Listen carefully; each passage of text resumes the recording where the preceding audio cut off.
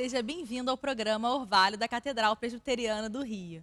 Essa é mais uma mensagem de Deus para o seu coração.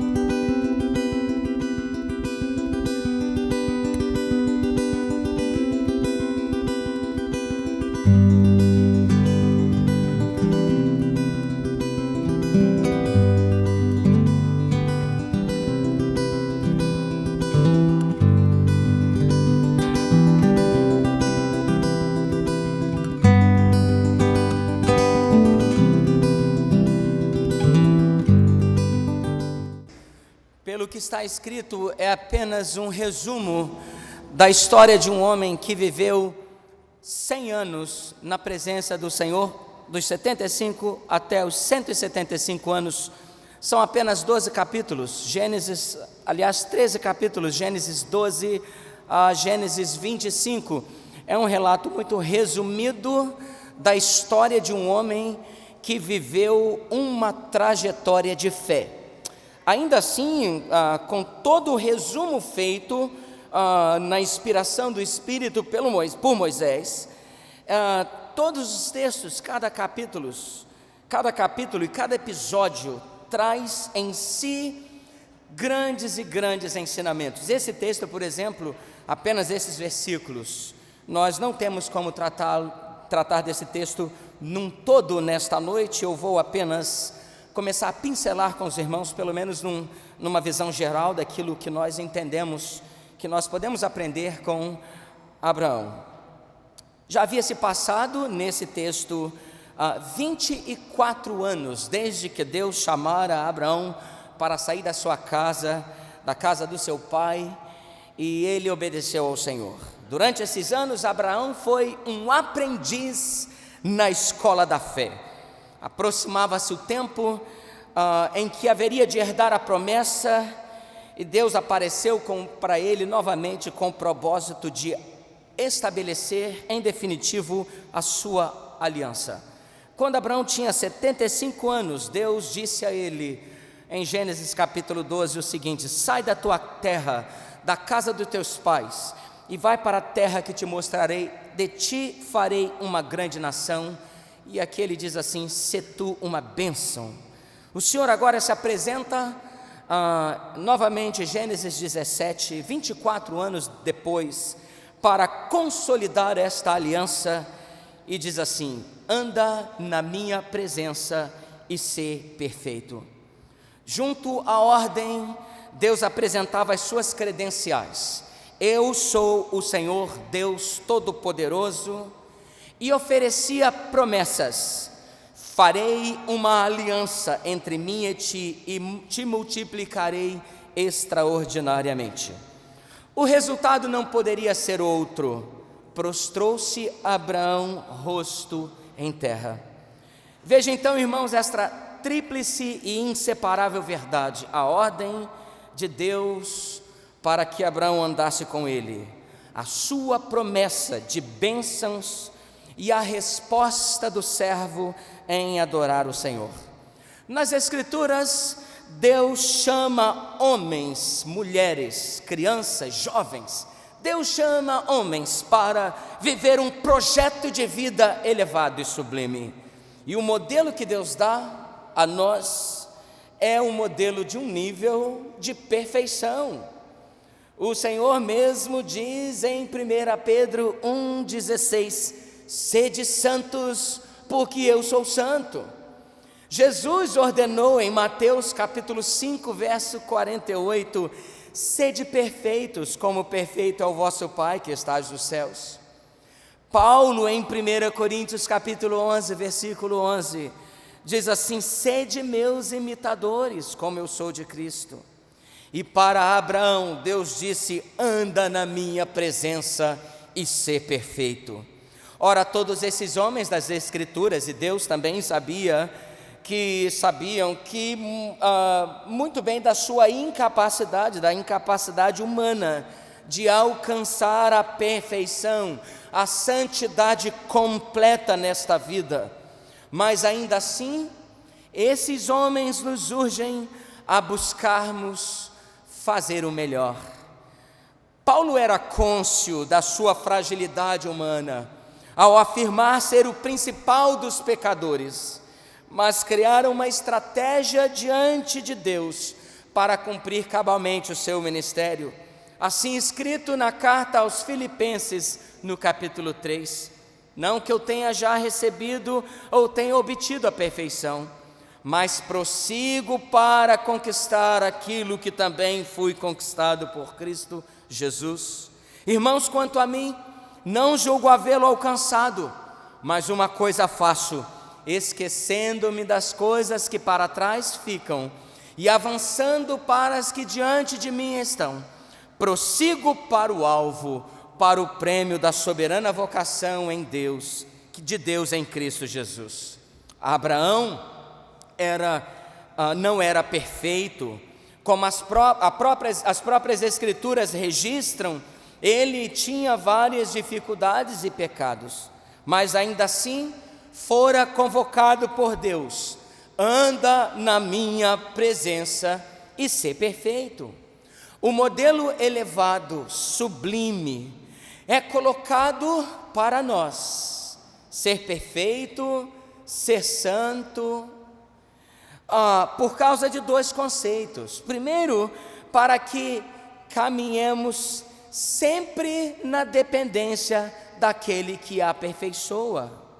Em segundo, para que nós mesmos, a cada manhã, possamos fazer o melhor.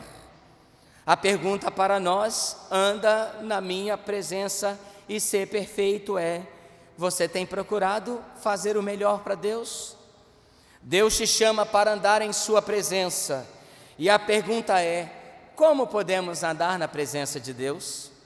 Quando Ele nos diz em Abraão que nós devemos ser perfeitos, confrontados pela nossa incapacidade humana, reconhecidos na palavra desta progressão ininterrupta até o dia da glorificação, como equilibrar, como equacionar a ideia das nossas imperfeições e do convite de Deus para andarmos em sua presença e sermos perfeitos? Eu quero lançar para vocês algumas atitudes de Abraão que nós precisamos desenvolver para prosseguirmos para o alvo. Uma delas é que Abraão viveu uma vida de constante oração. Deus apareceu a Abraão e disse: vai, mas não lhes deu um mapa, ou quem sabe um GPS, ou algumas direções, apenas disse para ele: vai para a terra que te mostrarei. E desde o primeiro momento, a trajetória de Abraão foi regrada por uma vida de oração. Em cada lugar que Abraão parava, ele armava a sua tenda e buscava ao Senhor. Se nós queremos e precisamos andar na presença de Deus, se nós precisamos ser perfeitos, santos, nós precisamos desenvolver uma vida de oração. Como está a sua vida de oração? O apóstolo Paulo, em Filipenses, no capítulo 4, nos diz assim: não andeis ansiosos com coisa alguma, em tudo, porém, sejam conhecidas diante de Deus as vossas petições, pela oração e pela súplica, com ações de graças. E a paz de Deus, que excede todo o entendimento, guardará o vosso coração e a vossa mente em Cristo Jesus. Neste texto, o apóstolo Paulo está falando que nós precisamos desenvolver uma vida de oração. Abraão fazia assim, em cada lugar ele buscava ao Senhor.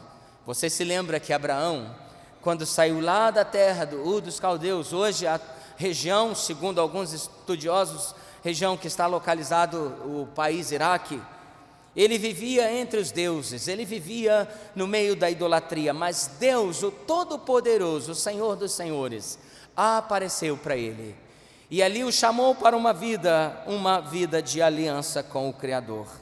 E Abraão desenvolveu uma vida de oração. Paulo diz: não devemos andar ansiosos, devemos desenvolver as nossas orações. Você sabe, e eu quero reforçar para você, esta igreja não é somente uma igreja de portas abertas, é uma igreja de joelhos dobrados. Esta igreja é uma igreja que ora, é uma igreja que tem oração todos os dias, às 9 horas da manhã. O povo de Deus está orando, pelo menos o nosso staff aqui, eu já disse isso semana passada. Esta é uma igreja que tem um ministério de oração, onde no domingo, às 7 horas da manhã, nós estamos aqui orando. Essa é uma igreja com vigílias. Sexta-feira agora, às 18 horas, nós estaremos orando. Estaremos aqui orando a Deus por direcionamento, por diretrizes, para que o Senhor, como fez com Abraão, também continue a fazer com este povo. Abraão só pôde compreender que Deus o chamava para ser perfeito, porque ele desenvolvia uma vida de oração. Paulo nos convoca também, ele chega a ponto de dizer que a oração é como que uma luta. Em Romanos capítulo 15, versículo 30, ele diz assim: rogo-vos, pois, irmãos, por nosso Senhor Jesus Cristo e pelo amor do Espírito, que luteis juntamente comigo nas vossas orações. Meus irmãos, a oração é ativa, a oração não é passiva, a oração não é uma coisa que a gente diz assim: olha, eu não posso fazer nada para você, mas eu vou orar, como que se a oração não fosse nada. Oração é tudo, oração é guerra, oração é o óleo da armadura, oração é a lâmpada acesa. Oração, meus irmãos, a igreja precisa orar. Anda na minha presença e ser perfeito. Abraão orou e nós devemos orar também. Abraão também levou de uma forma muito séria a palavra de Deus. Então, se você quer andar na presença de Deus e quer ser melhor a cada dia, rumo à perfeição, à santidade, você precisa desenvolver oração. Não há santidade, santificação sem oração, mas você precisa desenvolver a leitura da palavra, um sério compromisso com a palavra de Deus. O que é interessante, mais uma vez, na história de Abraão, é que ele vivia na Mesopotâmia, e os seus pais eram idólatras. Deus apareceu a Abraão ali, e diz a palavra de Deus, ele creu no Senhor, e isso lhe foi imputado para a justiça. Ele creu na palavra de Deus, a palavra que veio ao seu coração, a palavra revelada. E Hebreus capítulo 1 diz que no passado, havendo Deus outrora falado muitas vezes, de muitas maneiras aos pais, pelos profetas, nesses últimos dias Ele nos falou através de Jesus Cristo. Ele que é a expressão exata do ser de Deus, a palavra, o verbo da vida, encarnado, e a palavra soprada a nós, inspirada aos profetas, escrita como o dedo de Deus. Como diz a palavra, nenhuma palavra neste texto, nesta Bíblia, foi dada senão por inspiração divina. Homens santos falaram da parte de Deus, inspirados pelo Espírito de Deus. Quando o último texto fechou, quando Apocalipse foi escrito e o último profeta dos 12, mais o apóstolo Paulo, que era um profeta nascido antes do tempo, quando esses homens morreram, cessou ali a inspiração da palavra. E agora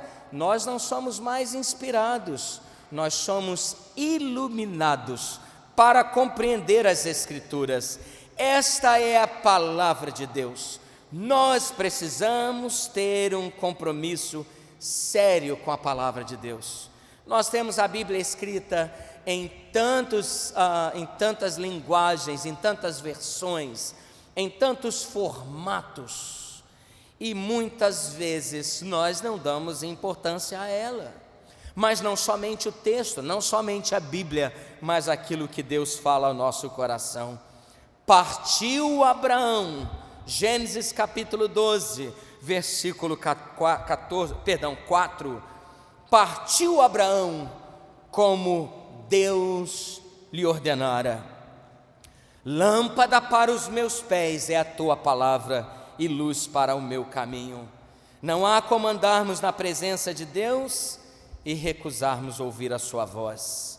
Jesus é o Verbo encarnado e as Escrituras é a palavra revelada. Anda na minha presença e ser perfeito. Oração e palavra de Deus. Afinal, diz as Escrituras, pela oração e pela palavra nós somos santificados. Mas há uma terceira escolha de Abraão que nós precisamos escolher. Se nós queremos andar na presença de Deus e sermos perfeitos, nós precisamos escolher a oração, nós precisamos escolher a palavra, mas nós precisamos escolher as nossas amizades. Nós precisamos escolher as nossas amizades. Abraão viveu uma história nômade entre muitos povos pagãos, meus irmãos. Ele se relacionou com esses povos.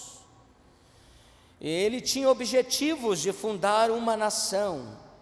E ele viveu nessa história nômade entre muitos povos. Em alguns momentos, Abrão fez aliança com esses povos. Como, por exemplo, no capítulo 20, quando habitou na região de Gerar e fez, segundo as Escrituras, alianças políticas, algumas delas econômicas, como um povo, com Abimeleque. Mas Abrão foi sábio o suficiente para viver entre esses povos, mas nunca comprometer a sua espiritualidade. Situação diferente, por exemplo, encontramos com o seu sobrinho Ló, quando escolheu, em Gênesis 19, as campinas de Sodoma e Gomorra e viveu ali sentado às portas da cidade, quando principalmente Gênesis usa essa expressão de as portas da cidade, significavam um lugar de julgamento onde as pessoas, os políticos se reuniam. Ele então viveu ali como que com seu coração inflamado por todas aquelas situações da cidade de Sodoma e Gomorra. Mais à frente, Hebreus vai nos falar, trazer para nós a verdade de Ló, de que ele era justo, é verdade, mas as Escrituras nos ensinam, nós devemos escolher as nossas amizades. Nesses dias agora que se seguem, esta semana, estaremos falando algumas coisas no orvalho da nossa igreja, nos programas pela internet. Se você está nos ouvindo e é um assíduo participante da internet, você vai poder entrar no site e no Facebook da igreja e ver sobre o orvalho, textos que nós estaremos meditando, e um deles é o Salmo 1. Não devemos andar no conselho dos ímpios, no caminho dos pecadores ou na roda dos escarnecedores. Escolha as suas amizades, amizades boas. Este lugar aqui, a catedral, tem sempre um lugar para você jovem, para você adolescente, escolher as suas boas amizades. Aqui é o lugar para se fazer amigos.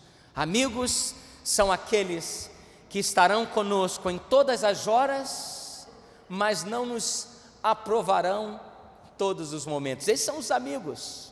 Estarão conosco em todas as horas, mas naqueles momentos quando os nossos pés começarem a vacilar, eles não dirão para a gente como foram os amigos de Roboão: que nada, continua fazendo. Verdadeiros amigos é aqueles que dizem, as Escrituras dizem, este é o caminho, andai por ele.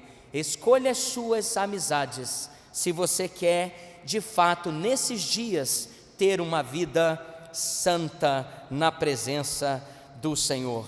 Abraão, então, para andar na presença de Deus, ele desenvolveu a sua vida de oração, ele desenvolveu a sua leitura, a sua vida com a palavra de Deus, ouviu no coração as instruções do Senhor e fazia segundo Deus lhe dizia.